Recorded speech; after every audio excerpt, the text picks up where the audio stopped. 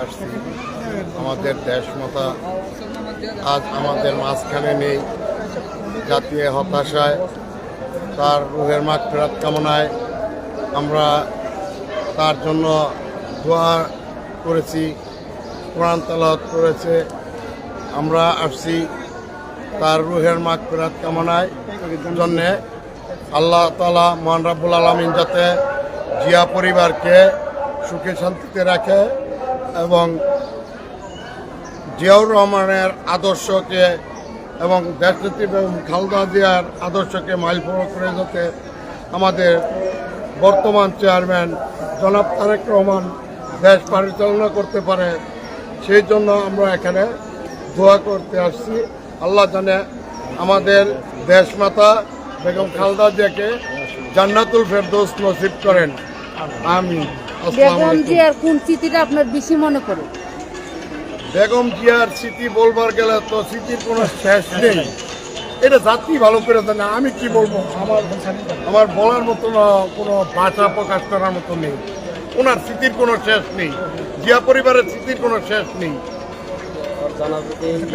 এটা তার প্রমাণ জাতি দেখেছে, তার প্রমাণ হয়েছে দেশনেত্রী বেগম খালেদা জিয়া যখন মৃত্যুবরণ করেছে তার জানাজার মধ্যেই সবচেয়ে বড় প্রমাণ পাইছে গোটা বিশ্বে। সামনে নির্বাচন জাতির উদ্দেশ্যে বিএনপির পক্ষ থেকে কিছু বলে, সামনে নির্বাচনে জাতির পক্ষে কিছু বলে।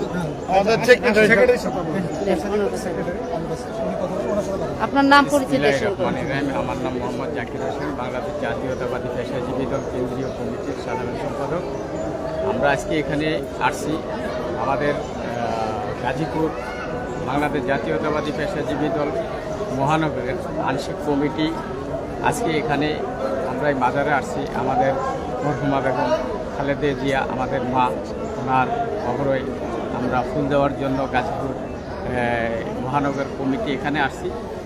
সেই সুবাদে আমি এখানে পেশাজীবী দল কেন্দ্রীয় নির্বাহী কমিটির সাধারণ সম্পাদক হিসাবে এখানে উপস্থিত হচ্ছি এবং কি এখানে মাজারে ফুল দিচ্ছি। আমরা ওনার জন্য দোয়া কামনা করছি, ওনার মাগফিরাতের জন্য। আমরা চাই, আমরা সকলেই দোয়া করি যে আল্লাহ পাক রব্বুল আলামিন যাতে ওনাকে জান্নাতের নসিব দান করে, ওনার কবরকে জান্নাতের বাগান বানিয়ে। এই খালেদা জিয়ার অসমাপ্ত কাজ তারেক জিয়া কতটুকু শেষ করতে পারবে, এই ব্যাপারে আপনি কতটা আশাবাদী? এই ব্যাপারে আমার বলার কিছুই নাই। আপনারা জানেন, সারা বাংলাদেশের মানুষ জানে, 18 কোটি মানুষ জানে। আল্লাহর রহমত, আমাদের দোয়া আছে, সকলের দোয়া আছে, আল্লাহর রহমত আছে আমাদের দেশ নায়ক তারেক রহমানের উপরে। উনি ওনার সম্পত্তি যে কাজগুলো আছে সম্পূর্ণগুলা সমাপ্ত করবে, এইটাই আমাদের প্রত্যাশা। ইনশাআল্লাহ পারবে, আমাদের সকলের দোয়া থাকে। জাতির উদ্দেশ্যে কি আপনার কোনো মেসেজ আছে? জাতির উদ্দেশ্যে একটাই বলতে চাই যে আমরা যারা আছি জনগণ, আমরা এই সামনে নির্বাচন আছে, এই নির্বাচনে আমরা এই ধানের শীষে ভোট দিয়ে আমাদের চেয়ারম্যানকে জয়যুক্ত করে এই দেশের প্রধানমন্ত্রী হিসাবে তার হাতে দায়িত্ব তুলে দিতে চাই সারা বাংলাদেশে। Thank you.